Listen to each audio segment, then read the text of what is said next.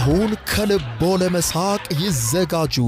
ጊዜው ያቧራው ጨሰ ቲያትር ነው። ዘወትር ዓርብ በ12 ሰዓት በዓለም ሲኒማ ቀጠሮን ያደርጉ። ወይ አቧራው ጨሰ ቅድስት ገብረስላሴ፣ ቃል ኪዳን ታምሮ፣ ሱራፌል ብስራትና አቤል ብርሃኑ የወይኗ ልጅ በድንቅ ሁኔታ ይተውኑበታል። ከኔ ጋር ግን አንግባባም አይደል? ሳቅ እንደ ጥጥ ይፈተላል። በቃላት እያዋዛ በድርጊት ያስደምማል። አው ምስክር የለኝም። አቧራው ጨሰ ልብ አንጠልጣይ ኮሜዲ ቲያትር። ደራሲ ሱራፌል ብስራት፣ አዘጋጅ አቤል ሰለሞን። ዘወትር ዓርብ በ12 ሰዓት በዓለም ሲኒማ እንገናኝ። እናንተ ተወያዩ፣ እኛ እንውጣላቸው አይደል? ወዴት ነው የምትሄደው? አቧራው ጨሰ የዘመኑ ምርጥ ኮሜዲ ቲያትር።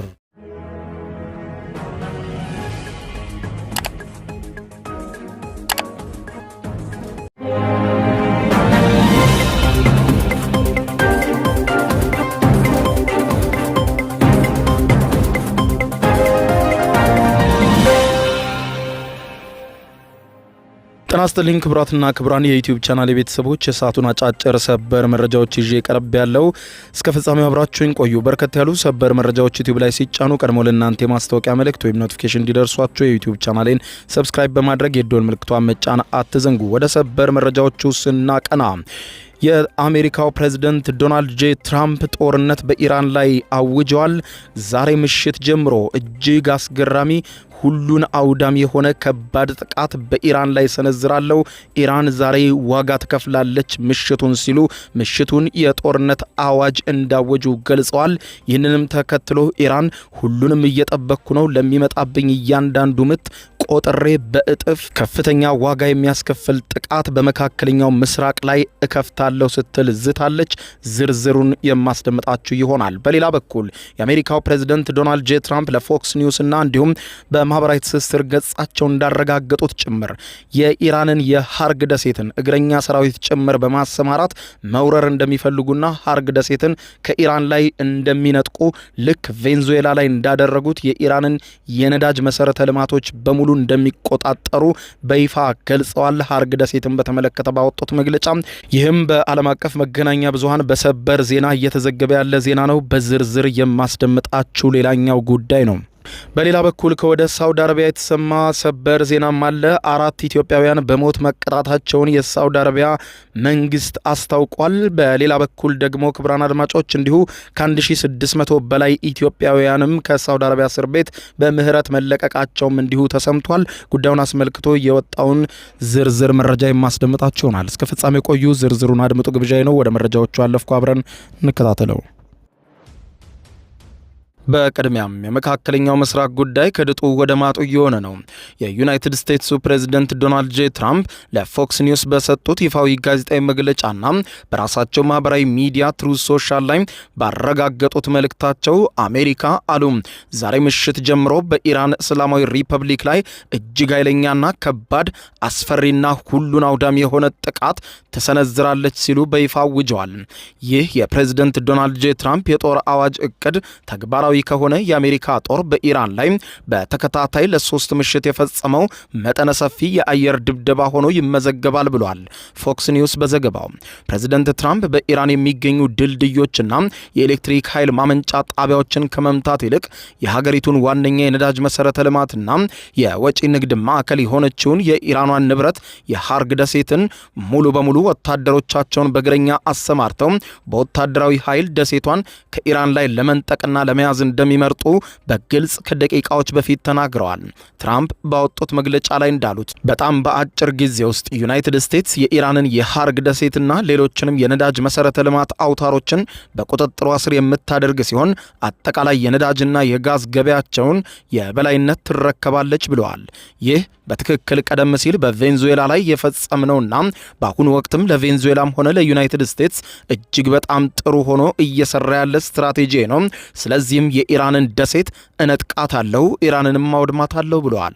ፕሬዝደንቱ አክለውም የኢራን ኃይሎች መከላከያ መዋቅር፣ የአየር ኃይል፣ የባህር ኃይል፣ የራዳርና የጸረ አውሮፕላን ስርዓቶች ሙሉ በሙሉ ደምስሻቸዋለሁ፣ የኢራን ራሷን የመከላከል አቅሟ ሙሉ በሙሉ አክትሟል ሲሉ በድጋሚ ተናግረዋል። የአሜሪካ ባለስልጣናት እንደሚሉት የዚህ ተከታታይ ወታደራዊ ጥቃት ዋነኛ ግብ ኢራን በኒውክሌር መርሃ ግብራ ዙሪያ እየተካሄደ ባለው የሰላም ድርድር ላይ የላቀ ልስላሴና ተለዋዋጭነት እንድታሳይ ኢራንን ለማስደንገጥና ለማስፈራራት ነው ብለዋል የአሜሪካ ባለስልጣናት ለመገናኛ ብዙሃን ባሸለጉት መረጃ። ይሁን እንጂ የዓለም አቀፍ የደህንነት ባለሙያዎች አሜሪካ የምትከተለው ይህ የከፍተኛ ጫና ስትራቴጂ ተቃራኒ ውጤት እንደሚያመጣ አስጠንቅቀዋል።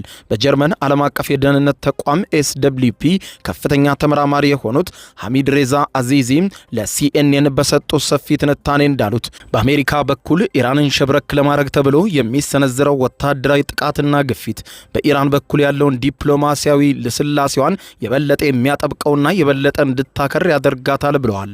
አዚዚ ጨምረው ሲያብራሩ የኢራን የወቅቱ አመራር የአሜሪካን እጅግ ኃይለኛ ጥቃቶች ተቋቁሞ መትረፍ በትልቅ ስኬት የሚቆጠር ሲሆን ይህንን መቋቋም ለዲፕሎማሲያዊ ድርድር እንደ ትልቅ ወታደራዊ የበላይነትና የካፒታል ማግኛ ይቆጥረዋል። ከዚህም በላይ ኃያል ነው የሚባለው የአሜሪካ ጦርም ከኢራን ጋር እየተዋጋ ሁኔታዎቹ በዓለም ሕዝብ ዘንድ የአሜሪካን ጦር እያሳጣው ነው ብለዋል።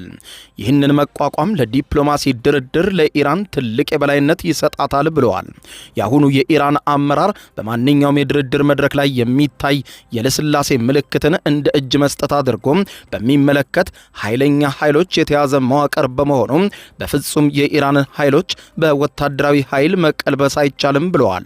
በጄኔቫ የደህንነት ፖሊሲ ማዕከልና በመካከለኛው ምስራቅ የስዊዘርላንድ ተቋም ተመራማሪ የሆኑት አሊ አህመድ በበኩላቸው ለሲኤንኤን እንደተናገሩት አሁን ያለው የኢራን አመራር የ39 ቀናትን የአሜሪካና የእስራኤልን ሙሉ የጦርነት ወረራን ተቋቁሞ ካለፈ በኋላ በሀገሪቱ የውስጥ የመከላከል አቅም ላይ ያለው መተማመን በከፍተኛ ሁኔታ ጨምሯል።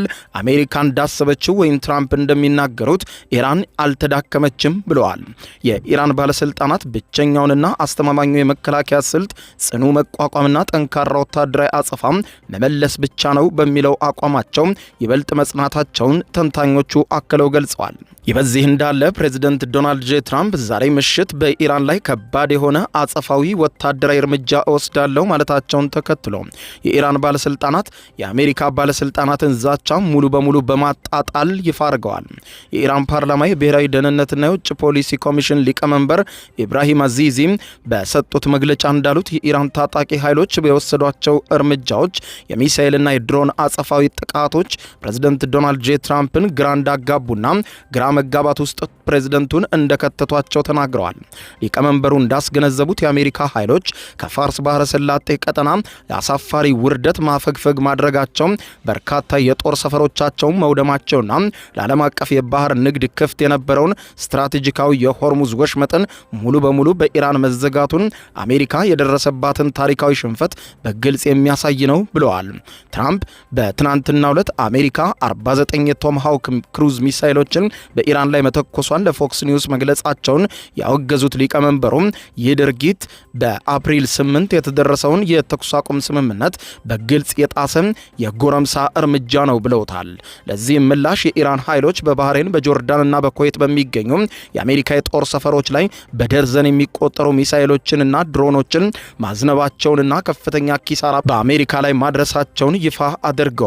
በተመሳሳይ ሰዓት የኢራን ከፍተኛ የአመራርና ወታደራዊ ክዋኔ እዝ የሃተም አላምቢያ ማዕከላዊ እዙና ዋና አዛዥ ሜጀር ጀነራል አልሚ አብዱላሂ አሜሪካና እስራኤል በኢራን ላይ የከፈቱትን ወረራ ጦርነት አንደኛ ዓመት አስመልክቶ ባወጡት መግለጫ የታጠቁ ኃይሎቻቸው ከዚህ በፊት ማለትም ከዓመት በፊት የእስራኤል መንግስት በኢራን ላይ የከፈተውን ጥቃት የታጠቁ ኃይሎቻቸው የሀገሪቱን ብሔራዊ ደህንነት ነጻነትና የግዛት አንድነት ለመጠበቅ ያኔ አስደማሚ የሆነ መከላከል አድርገው ነበረ።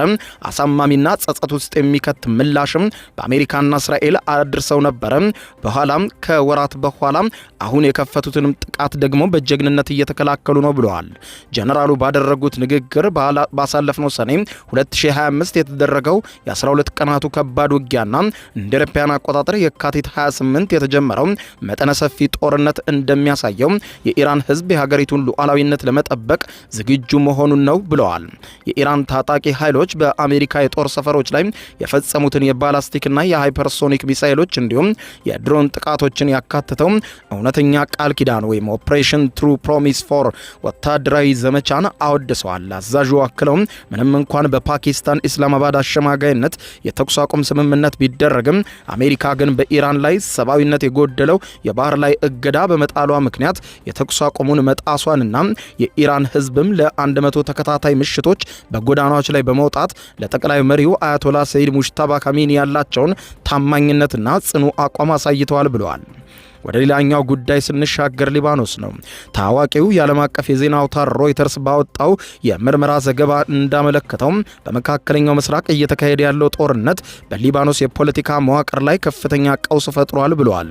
ኢራን በሜዲትራኒያን ባህር ላይ ያላትን የመጨረሻ የምሽግ ተጽዕኖና የሄዝቦላን ህልውና ለመጠበቅ ስትል የሊባኖስን ጦርነት እጣ ፈንታ አሜሪካ ከምትፈልገው የስምምነት ረቂቅ ጋር ሆነ ብላ አስተሳስረዋለች ብለዋል።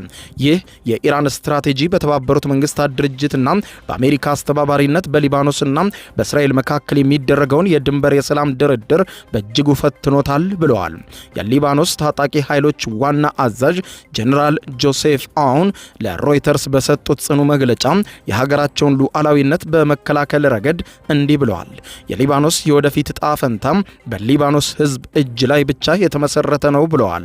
በኢራን ወይም በእስራኤል እጅ ላይ አይደለም። ከኢራን ጋር በመተባበር አንድ ጉዳይ ነው ብለዋል። ነገር ግን ኢራናውያን የራሳቸውን ፍላጎት በእኛ ላይ እንዲጭኑብን በፍጹም አንፈቅድም። እኛ ሉዓላዊ ሀገር ነን። ኢራን በእኛ ስም ልትናገር አትችልም። ሊባኖስ የሌሎች ሀገራት የውክልና ጦርነት መጫወቻ ሜዳ እንድትሆን በፍጹም አንፈቅድም ባይ ናቸው። በሌላ በኩል ኢራንን ደግፈው ለእኛ የምትሟገት ሀገር ናት የሚሉ ሊባኖሳውያንም ብዙ ናቸው። የለንደኑ ኪንግስ ኮሌጅ የደህንነት ጥናት ባለሙያ አንድሪያስ ክሪግ እንደሚሉት ከሆነ እንደ አውሮፓውያን አቆጣጠር በ2024 ማጠናቀቂያ ላይ የሶሪያው ፕሬዝዳንት በሽር አልአሳድ ከስልጣን መወገዳቸውን ተከትሎ ሊባኖስ ለኢራን የተቃውሞ ቀለበት ወይም አክሲስ ኦፍ ሬዚስታንስ ታሪካዊ ትረካ ብቸኛውና ዋነኛው ማዕከል ሆናለች ብለዋል። ለዚህም ነው ኢራን በእስራኤል ላይ የምታደርሰውን ማንኛውንም ስምምነት በሊባኖስ ከሚደረግ የተኩስ አቁም ጋር በጥብቅ ያቆራኘችው ብለዋል። በአሜሪካ እየተካሄደ ያለው የሚስጥር ድርድር እጅግ ውስብስብ መሆኑን የገለጹት የሊባኖስ ባለስልጣናት ባሾለኩት መረጃ የሀገሪቱ ዋና ተደራዳሪ ሲሞን ካራ እስራኤል ምንም አይነት ስምምነት ለማድረግ ፈቃደኛ አለመሆኗን ተከትሎ ስብሰባውን ጥለው ወጥተው የነበረ ቢሆንም በአሜሪካው የውጭ ጉዳይ ሚኒስትር ማርኮ ሩቢዮና በምክትል ፕሬዝዳንት ጄዲ ቫንስ ቀጥተኛ ጣልቃ ገብነት ድርድሩ ዳግም እንዲቀጥል መደረጉን ሪፖርቱ ይፋ አድርጓል። አሜሪካ ያቀረበችው የደህንነት ቀጠናዎች የሰላም እቅድና የሄዝቦላ ከደቡብ ሊባኖስ ማፈግፈግ በሄዝቦላ አመራር ዘንድ የእስራኤልን ፍላጎት ሙሉ በሙሉ መቀበልና እጅ መስጠት ነው በሚል በይፋ ከፍተኛ የሆነ ተቃውሞ ገጥሞታል ብሏል። ሆኖም የመካከለኛው ምስራቅ በከፍተኛ የሆነ ውጥረት ላይ እያመራ ነው። ኢራን ዛሬ ማለዳ የሰነዘረችው ጥቃት በመካከለኛው ምስራቅ ሀገራት ላይ ከባድ የሆነ ምት አሳርፏል። የኢራን እስላማዊ አብዮታዊ ዘብ አሜሪካ በደቡባዊ ኢራን ውስጥ ለፈጸመችው ጥቃት በባህሬን በኩዌትና በዮርዳኖስ የሚገኙ የጦር ሰፈሮቿ ላይ ጥቃት መፈጸሙን ሲያረጋግጥ የባህሬን መገናኛ ብዙሃን እንደዘገቡት ከሆነ በዛሬው ዕለት ማለዳ ጀምሮ በተፈጸመው የኢራን የድሮንና የሚሳኤል ተከታታይ ጥቃት የሰው ሕይወት ላይ የደረሰ ጉዳት ባይኖርም በሰዎች ላይ ግን ጉዳት ደርሷል ብለዋል። የአሜሪካ የባህር ኃይል የጦር ሰፈር በሚገኝበት ባህሬን ላይ ኢራን በፈጸመችው ጥቃት ቤቶችና መኪኖች በበርካታ ቁጥር መውደማቸውን የሀገሪቱ ባለስልጣናት በመገናኛ ብዙሃን አሳይተዋል። ዮርዳኖስ ከኢራን የተተኮሱ 20 ሚሳኤሎችን መታመጣሏን ስትገልጽ፣ የኩዌት ጦር ኃይል ደግሞ ከኢራን የተወነጨፉ መሳሪያዎችን አየር ላይ አስቀርቻቸዋለሁ ሲል ገልጿል። በመካከለኛው ምስራቅ አሁንም በከፍተኛ ፈተናና በከፍተኛ ማዕበል ውስጥ ይገኛል። ወደ ሌላኛው ዜና ስናቀና ሳዑዲ አረቢያ 4 ኢትዮጵያውያንን በሞት ስትቀጣ ኢትዮጵያ ከ1600 በላይ ምህረት እንደተሰጣቸው ገለጸች። የሳዑዲ አረቢያ በዚህ ሳምንት 4 ኢትዮጵያውያንን በሞት መቅጣቷን በይፋ ስታስታውቅ የኢትዮጵያ መንግስት ደግሞ በበኩሉ ከ1600 በላይ ኢትዮጵያውያን ዜጎቹ ክሳቸው ተቋርጦ በምህረት እንዲለቀቁ መደረጉን በይፋ አስታውቋል። የሳዑዲ አረቢያ የሀገር ውስጥ ጉዳይ ሚኒስትር በወጣው መግለጫ እንዳለው ከሆነ 2 ኢትዮጵያውያን በስቅላት መገደላቸውን አስታውቋል። የሞት ቅጣቶች የተፈጸሙት ሰኔ 1 2018 ዓመተ ምህረት በናጅራን ግዛት እንዲሁም ሰኔ 3 ቀን 2018 ዓመተ ምህረት ደግሞ በአሲርን ግዛት መሆኑን ሚኒስትሩ በመግለጫቸው አመልክተዋል። አራቱም ኢትዮጵያውያን በሞት የተቀጡት ወደ ሳውዲ አረቢያ ሐሺሽ ይዘው በመግባታቸው መሆኑን በመግለጫቸው ላይ ጠቅሰዋል። ከጉዳዩ ጋር በተገናኘ የኢትዮጵያ ውጭ ጉዳይ ሚኒስትር ባወጣው መግለጫ በሳውዲ አረቢያ እስር ቤት የሚገኙ 1655 ኢትዮጵያውያን የፍርድ ሂደታቸው ተቋርጦ ምህረት እንዲደረግላቸው መደረጉን ይፋ አድርጓል። ሂዩማን ራይትስ ዎች የሳውዲ አረቢያ ባለስልጣናት ሚያዝያ 13 ቀን 2018 ዓመተ ምህረት 3 ኢትዮጵያውያንን በሞት መቅጣታቸውን ገልጾ የ65ቱ ፍርድ ተፈጻሚነት ግን እንዲዘገይ መደረጉን ገልጾ ነበር። የሳውዲ የሀገር ውስጥ ጉዳይ ሚኒስትር በተለያየ ጊዜ የሞት ቅጣት የተፈጸመባቸውን ኢትዮጵያውያን በሚመለከት ባወጣው መግለጫ ላይ የሃይማኖት መልእክተኞችንና የሸሪያ ሕግን በመጥቀስ የሟቾችን ስም ይዘረዝራል። የውጭ ጉዳይ ሚኒስትር ለኢትዮጵያውያኑ ምህረት የተደረገላቸው ሚኒስትሩ በሪያድ የኢትዮጵያ ኤምባሲና በጅዳ የሚገኘው ቆንጽላ ጽሕፈት ቤት በማስተባበር ባደረገው የዲፕሎማሲ ጥረት መሆኑን በመግለጫው ላይ ጠቅሶታል። ከዚህ ቀደም ሂዩማን ራይትስ ዎች በሳውዲ አረቢያ ቢያንስ 65 ኢትዮጵያውያን ስደተኞች ከአደንዛዥ እጽ ጋር በተያያዘ ክስ የሞት ፍርድ እንደሚጠብቃቸው ገልጾ እንደነበር መዘገቡ አይዘነጋም። ዓለም አቀፉ የሰብአዊ መብቶች ተቋም ሚያዝያ 21 ቀን 2018 ዓመተ ምህረት ባወጣው ሪፖርት በሳውዲ አረቢያ ከቅርብ ዓመታት ወዲህ በተለይም ከአደንዛዥ እጽ ጋር በተያያዙ ወንጀሎች ኢትዮጵያውያንን ጨምሮ በበርካታ የውጭ ሀገራት ዜጎች ላይ የሞት ቅጣት መፈጸም መቀጠሉን አስታውቋል። የሂዩማን ራይትስ ዎች ሳውዲ አረቢያ በመሰረታዊ የፍትህ ሂደትን የተነፈጉ የውጭ ሀገር ዜጎች አመጽ ባልተቀላቀለባቸው ወንጀሎች የተነሳም በሞት ለመቅጣት ፈቃደኛ መሆኗ ለመብታቸውና ለሕይወታቸው ከፍተኛ ግዴለሽነት እንዳላት በግልጽ የሚያሳይ ነው ሲል ኮንኗታል። የመብት ተሟጋቹ ከመርፈዱ በፊት የሳውዲ አረቢያን አጋሮች በፍጥነት ጣልቃ በመግባት የሞት ቅጣቱን እንዲያስቀሩ ጥሪ እናቀርባለን ብለዋል። ሂዩማን ራይትስ ዎች ምንጮቹን ጠቅሶ በመቶዎች የሚቆጠሩ ኢትዮጵያውያን በሳውዲ እስር ቤቶች ውስጥ እንዳሉ ባወጣው መግለጫ አስፍሯል። ከ200 በላይ የሞት ፍርድ የተፈረደባቸው ኢትዮጵያውያን በካሚስ ሙሻይት እስር ቤት ውስጥ ይገኛሉ ሲልም ጠቅሶታል። ክቡራን አድማጮች ለሰዓቱ ብታደምጧቸው መልካም ናቸው ያልኳቸው አጫጭር መረጃዎች የሰማችኋቸው ናቸው። ከሰዓታት በኋላ በሌላ መረጃ ተመልሰን እስከምንገናኝ በያለንበት የዓለም ዳር ቸር እንቆይ። አሁን ከልቦ ለመሳቅ ይዘጋጁ። ጊዜው የአቧራው ጨሰ ቲያትር ነው። ዘወትር አርብ በ12 ሰዓት በዓለም ሲኒማ ቀጠሮን ያደርጉ። ወይ አቧራው ጨሰ ቅድስት ገብረስላሴ፣ ቃል ኪዳን ታምሮ፣ ሱራፌል ብስራትና አቤል ብርሃኑ የወይኗ ልጅ በድንቅ ሁኔታ ይተውኑበታል። ከኔ ጋር ግን አንግባባም አይደል? ሳቅ እንደ ጥጥ ይፈተላል። በቃላት እያዋዛ በድርጊት ያስደምማል። አዎ ምስክር የለኝም። አቧራው ጨሰ ልብ አንጠልጣይ ኮሜዲ ቲያትር። ደራሲ ሱራፌል ብስራት፣ አዘጋጅ አቤል ሰለሞን። ዘወትር አርብ በ12 ሰዓት በዓለም ሲኒማ እንገናኝ። እናንተ ተወያዩ፣ እኛ እንውጣላቸው አይደል? ወዴት ነው የምትሄደው? አቧራው ጨሰ የዘመኑ ምርጥ ኮሜዲ ቲያትር። የዩቲዩብ የስኬት ሚስጥሮችን በዝርዝር የያዘው የአቤል ብርሃኑ የወይኗ ልጅ መጽሐፍ ሁለተኛ እትም በገበያ ላይ። ዩቲዩብ ለመጀመር በአጭር ጊዜ ስኬትን ለመቀዳጀት አስበዋል? ዩቲዩብ ብጀምር ስንት ብር አገኘሁም ብሎ አስበዋል? እንግዲያውስ በዩቲዩብ 2 የወርቅ 3 የብር ሽልማቶችን ያገኘው የአቤል ብርሃኑ የወይኗ ልጅ የዩቲዩብ ሚስጥሮች መጽሐፍ በዝርዝር ሁሉንም ያብራራሉታል። ዛሬውኑ ገዝተው ህልሞን እውን የሚያደርጉበትን የዩቲዩብ የስኬት መንገድ ይጀምሩ። በሀገር ቤት አከፋፋይ አዲስ አበባ ሜክሲኮ ኮሜርስ መጽሐፍት መደብር። በውጭ ሀገራት ለምትገኙ ከአማዞን ላይ ብታዙ በቀናት ውስጥ ደጁ ይደርሳል። የአማዞን ሊንኩን እዚህ ቪዲዮ ኮሜንት ላይ ያገኙታል። የዩቲዩብ ሚስጥሮች፣ ዘመኑ ጋር ተፈላጊ መጽሐፍ።